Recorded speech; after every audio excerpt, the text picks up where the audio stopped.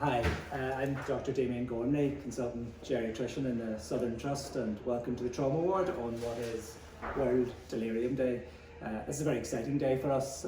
Delirium's a clinical problem that we encounter day in, day out here on the Trauma Ward. Hip fracture is one of the most common risk factors for delirium and often happens in our elderly population and patients with underlying cognitive impairment. So we get the perfect storm here in the Trauma Ward. We've done a lot of work over the last 5 to 6 years about trying to follow guidelines about improving the recognition of delirium, to try to see if we can, in most cases, prevent the delirium, or when delirium does happen, that we reduce its impact. And we've skilled many of the staff in terms of delirium management and recognition as well.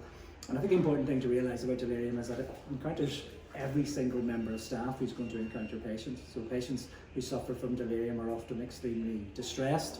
We also know that the outcomes from delirium can be very poor as well.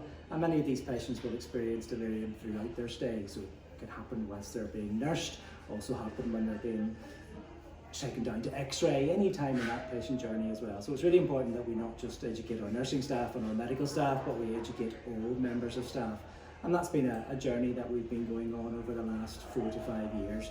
And thankfully we've had some great success in terms of trying to reduce the incidence of delirium and importantly reduce the impact of delirium as well.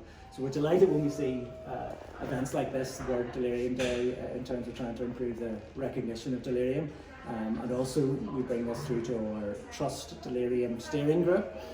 Again, trying to roll out some of the good work that's been done in the Trauma Ward throughout the Trust as well. And importantly, at the centre of this obviously is all the patient care.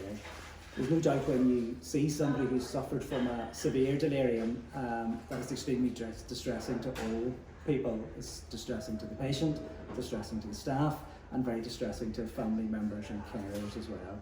So anything that we can do to reduce the impact of that is very welcome, and we know that if we do so, we will significantly reduce harm to those patients.